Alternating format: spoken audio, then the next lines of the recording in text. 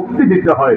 কিন্তু হালত তো তখন এই পর্যায়ে ছিল, নবীজি মুখে তো নিলেন কিন্তু এটা চাবানোর মতো শক্তি তিনি দিতে পারছিলেন না। আম্মা জানে আয়েশা রাদিয়াল্লাহু আনহা বলেন, বুখারীর হাদিস, উলাইয়িনুহু লাক, আমি নবীকে জিজ্ঞেস করলাম, ইয়া রাসূলুল্লাহ, আপনার জন্য আমি মেসওয়াকটা চিবিয়ে নরম করে দেব? ফাআশারা বিরাসিহি আন-নাম, নবীজি তার মাথা দিয়ে ইশারা করলেন, হ্যাঁ তুমি মেসওয়াকটা চিবিয়ে নরম করে দাও।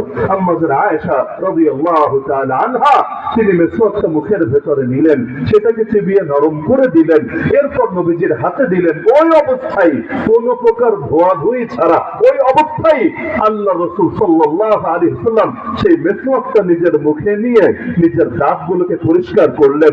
আম্মা জান আয়েশা বলেন, আমার দিলটা ভরে গেল যে শেষ সময়ও আল্লাহ রাব্বুল আলামিন আমার মুখের থুথু আর নবীর থুথুকে এক করে দিয়েছিল। এর চাইতে বড় সৌভাগ্য আমার জন্য কি হতে পারে? এমনকি ফাতেমা রাদিয়াল্লাহু তাআলা আনহা ঘরে এসে প্রবেশ করলেন। সারা জীবন তিনি যখনই ঘরে আসতেন আল্লাহর রাসূল নিজে দাঁড়িয়ে দরজার নিকট এগিয়ে গিয়ে তাকে রিসিভ করে এনে বসাতেন। কিন্তু তখন অবস্থা এমন ছিল, নবী উঠে দাঁড়াবেন, দরজার কাছে যাবেন, এই হালত ছিল না।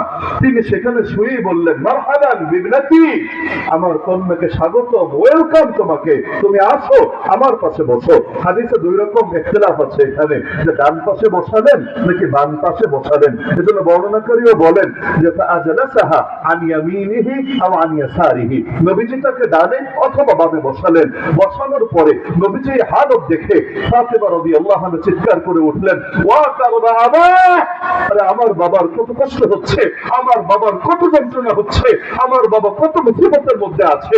আল্লাহ রাসূল তাকে বললেন, লাইসা আলা আবিকি কারবুন বাদাল ইয়াম, আরে ফাতেমা, আজকের দিনের পর তোমার বাবার আর কোনো কষ্ট থাকবে না।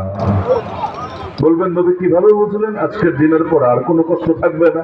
একদল লাফিয়ে বলবে, এই যে প্রমাণ পেয়ে গিয়েছি, নবীজি গায়েব জানেন। কি একদল বলেন